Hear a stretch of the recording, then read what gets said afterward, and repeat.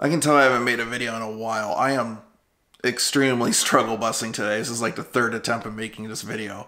But anyways, guys, how you doing? Sol here. I hope you're doing well.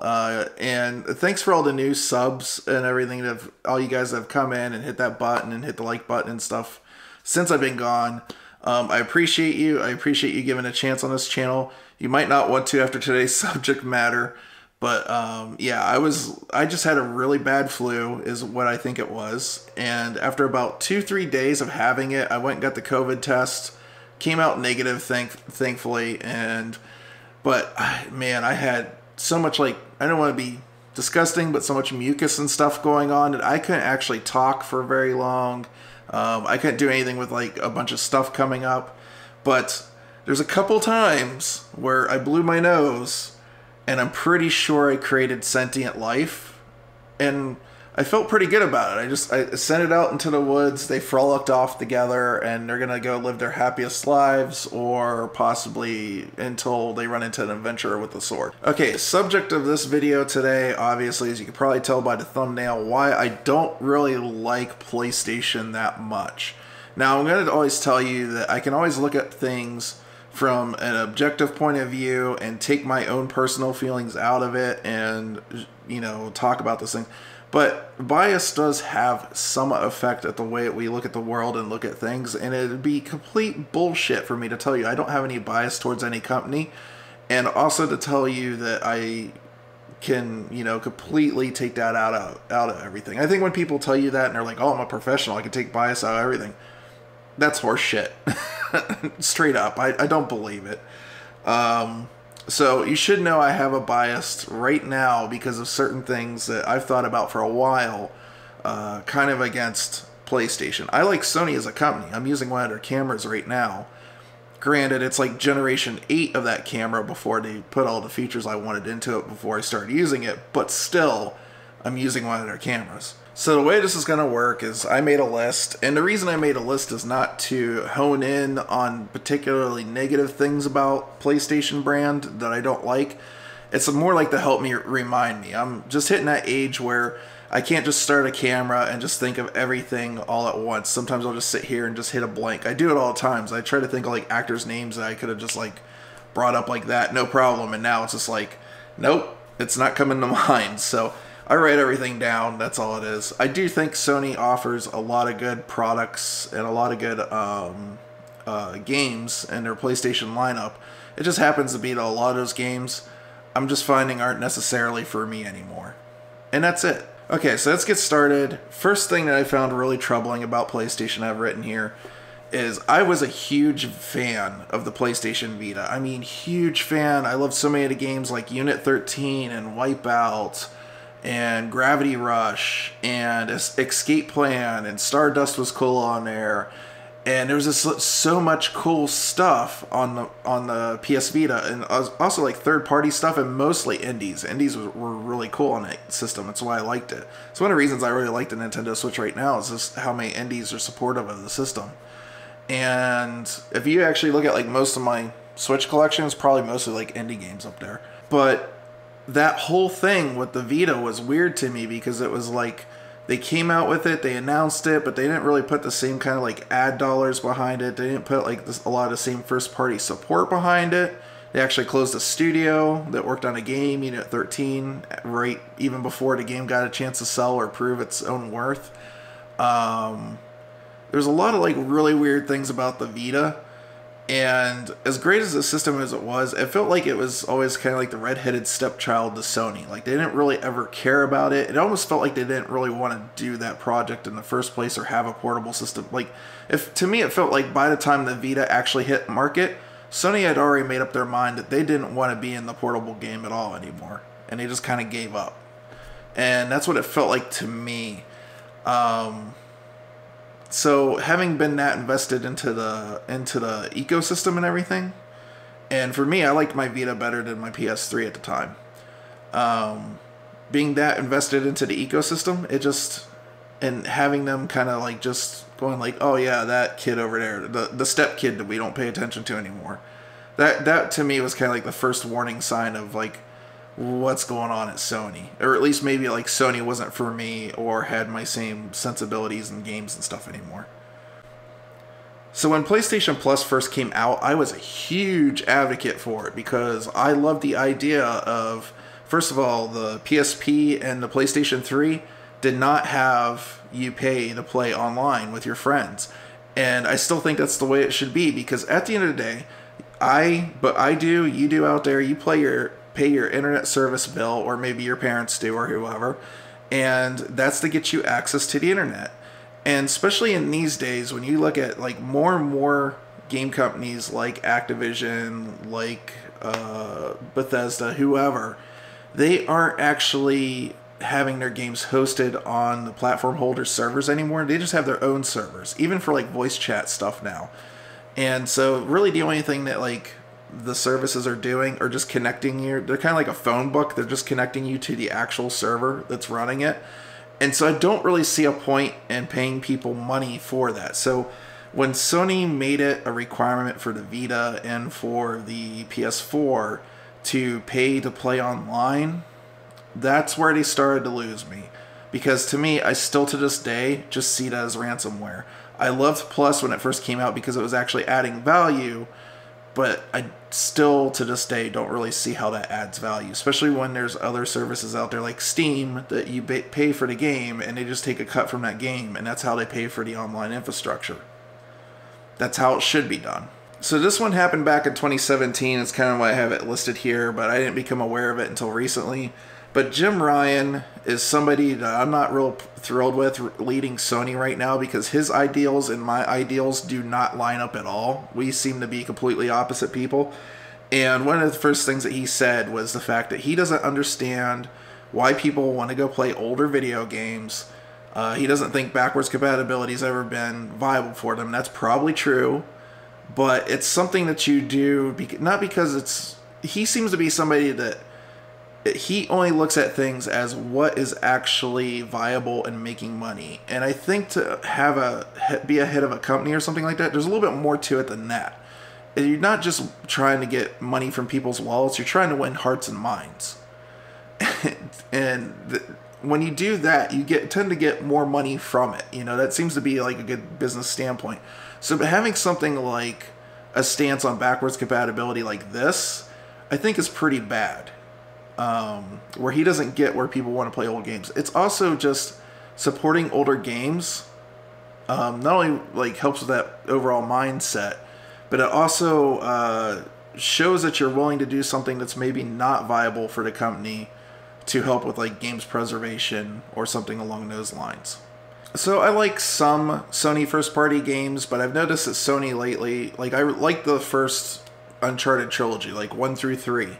Did not like Golden Abyss. 4 was alright, but I didn't really feel like it was necessary. I felt like they should have just ended at 3 and started with have Naughty Dog go do something else new.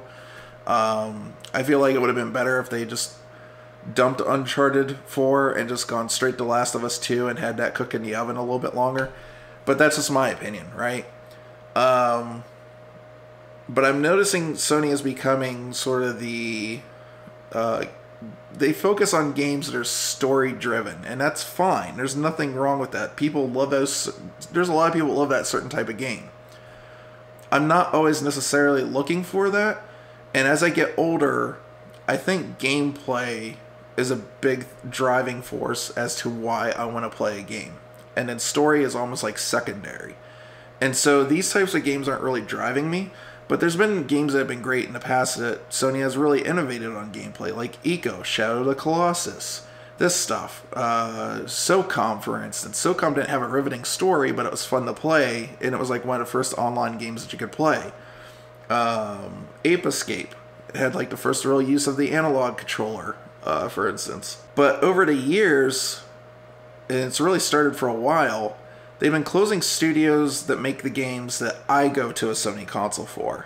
And so some of these studios are like Zipper Interactive, SOCOM, MAG. I actually liked MAG. I know a lot of people didn't, but I liked MAG a lot.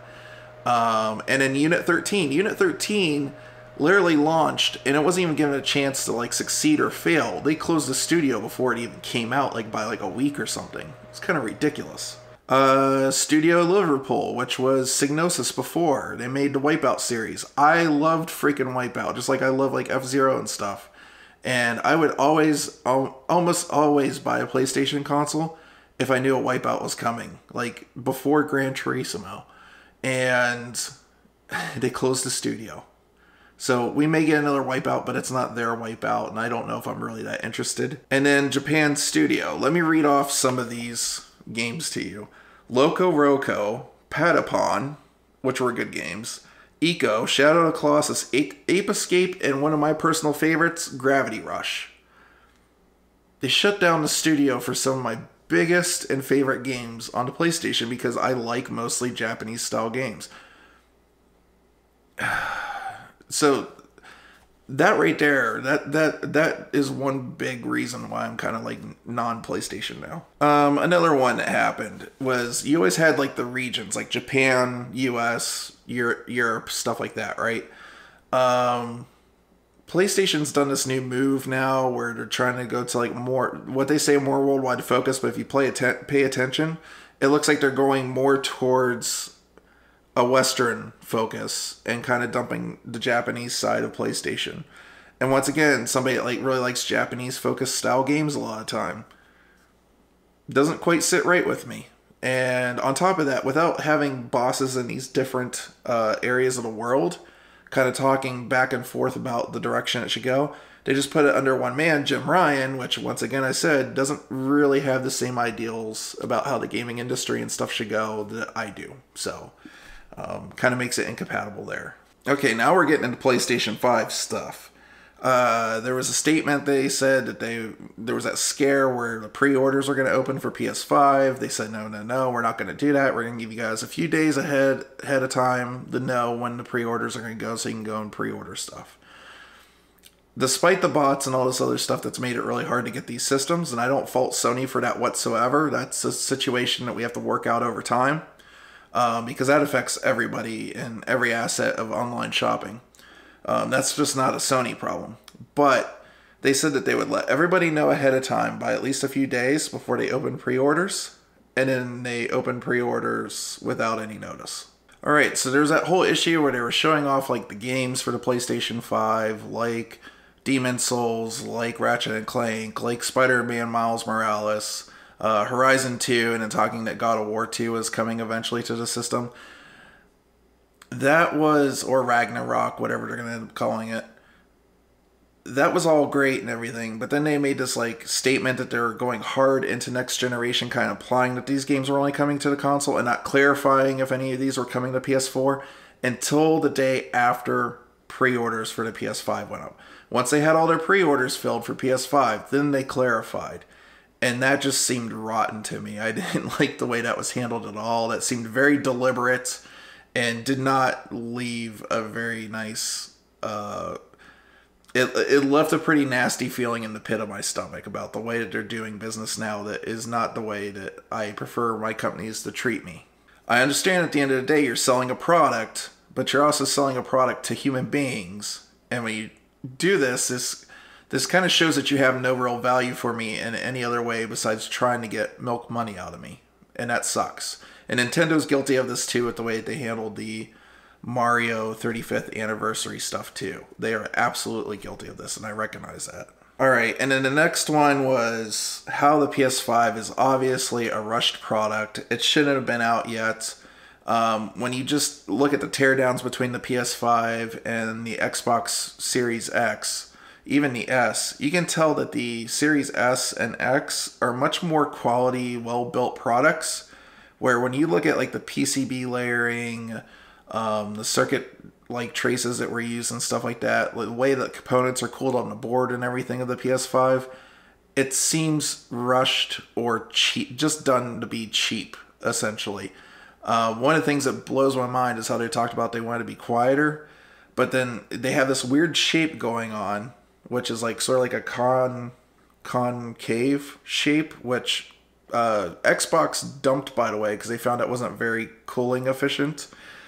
And not only that, the thing is huge. It's like not quite, but almost twice the size and height of a Xbox Series X. and it's somehow still louder than the Series X. I don't understand it. But some of the other issues that have come up, and I have them listed here, no support for the NVMe expansion, especially when we only have like 600 gigabytes roughly, like was it 685 or something like that? I don't even remember. It's like 825, but it like comes to 600 and something after like formatting and all that stuff. So there was no real support for that to expand that in any kind of way. When you plug in like USB hard drives to back up games or play older generation games from the PS4 on it, you would have issues with like the USB where like it would try to like rebuild like the directory and all this stuff and cause issues. And some people like even complaining that that would brick the system. You had other problems, and this is stuff I pay attention to as a consumer. Like, I pay attention to this, and when I hear about this stuff, I'm like, hell no, I'm not buying this thing right now. Issues with sleep mode. People were having problems, like, waking the thing up. They had that, like, you know, they couldn't do it with the controller, and then eventually they'd have to, like, either go up and press the button, and if that didn't work, they'd have to hold it in, and if that didn't work, they'd have to unplug the device for a little while, plug it back in. There was, like, stickers that were, like, rubbing on the fan from the factory. So, like, people would have, like, these stickers from the factory that were just like hanging and just hitting the fan blades and stuff and creating these loud noises. The system's known to have like really bad coil whine, and have yet to hear that from a Series X style console. I don't even hear that from the Switch. And have like coil whine, it's like the most annoying thing. It's like one of the things I hated about PC gaming is like a lot of graphics cards tended to have coil whine. It was kind of like pick of the litter or whatever in some cases, and some of them would have really bad coil whine. It would drive me up a wall. It's one of the reasons I started gaming with headphones. There's problems with the controller with stick drift. Why is this still a thing? But it's a thing. Another one is like issues downloading the PS5 version. So you go to download the game for the PS5, but then it downloads the PS4 version, or in some cases it downloads both versions. And when you only have like 600 and some gigs on your drive, it's like, what the hell, dude? So there's no like real clear fix for that for the longest time. Getting your save data for PS4 games to work on PS5 versions of the games, to migrate over, is a pain in the ass. Where on the Xbox, it seems like they thought about this, and it just, whatever you had on the PS4 version, or I mean the Xbox One version, just works on the Series version, so there's no problem there. So this is like stuff that y'all should have like really like hammered down, thought about, gotten it working. And then on top of that, there's been shown during the teardowns, they're not cooling some of the RAM chips properly, and they're just sitting there on the board cooking. And some people have even reported like artifacting and problems like that, and then they have to return the console. And then there's this whole problem with like trying to return the console, why not enough of them being made. So people are like waiting sometimes like a month, 2 months just to get a new system replacement and stuff. And there's been a couple of cases where people have gotten them fairly quickly, but it's shown that those people have some like YouTube channels or something like that, and it seems like Sony's kind of rushing those out. But I feel like the whole build of the PlayStation, the whole design, even of the UI, the store, all that stuff, just feels like it wasn't ready, and they shouldn't have launched in this state. And hell no, I'm not going to pay money for a product like that bad off. Okay, and this is kind of my last one right here. Closing PS3, PSP, and Vita stores. Now, I'm actually, I know some people are upset about this. This is why I'm mentioning it. For me, I can't, when you're dealing with digital stuff, we're going to get into this in a whole nother video, digital versus physical and streaming and all this stuff. When you're dealing with digital content, you're buying it with the understanding that that might not always be there. Even if you look at the way the law's written, you don't actually own that. You own the license to play that software, and that's it, okay? So these systems are, what, 14 years old? Like, the PlayStation 3 came out in 2006. The Vita even before that. So these stores closing, and I'm sure they're probably not getting as much business as it requires to keep those stores up. I'm kind of okay with that. I mean, I kind of understand that's always the way these are going. And the way that they're handling it, allowing you to still be able to download your digital games, even though there's not a store there. I haven't seen how they're going to handle that yet. I think that's probably the best way to do it. And those are closing on July 2nd. However, I think it's August 28th, the Vita store is closing. Here's the problem with this, and this is the real problem I have right now. And this shows a couple of problems with the current Sony for me. The Vita store is closing down. Game developers currently working on games did not have proper notification from Sony that this was happening, and their games were supposed to hit the store after the date of August 28th. So now they have active development of games for this hardware that they're pouring money into developing this, that they'll never see reimbursement on that, or, you know, the game come out light of day for any reason on that store. Basically what I'm saying is they're losing money hand over fist, and it's affecting the worst people. It's not affecting AAA developers. It's affecting indie developers. It's not like they have a lot of money to throw around in the first place. And a lot of these are passion projects. The fact that they're still supporting the system and trying to support the gamers that love the Vita like me is commendable. But the fact that, and the other thing that's crappy about this is Sony was selling dev kits for the Vita up to a week before this was announced. Probably knowing that either this is going down. I think really honestly what happened was somebody in the higher, it could have been Jim Ryan himself, who knows, said we're going to close the stores down and let's just do it right now and not give any notice. It's a real shit way to treat your developers. And really what it shows me is Sony does not view indie developers in the same stance as AAA developers. It shows a real lack of... They just don't give a shit about them. And when you see that, and you see that the way they kind of treat their indie developers, and you see the way they treat you as the gamer, giving you kind of like false information on things, how they've rolled out some of their products and stuff like that, they just see us as cash cows, and they see developers, indie developers, as, I don't know, like less than nothing. I don't know, because like, why would you do that? So from my personal standpoint, these are the reasons I don't really like Sony and the way that they practice and do things. It's the perception of things. It very much feels like Sony is not a company that necessarily gives a shit about how I look at them or how they look from. They just look like they just want this, and that's it. Which obviously they do. I don't know. I can't factor it in any better than that, but that's just how I feel about Sony and about the PlayStation brand, and that's where it stands right now.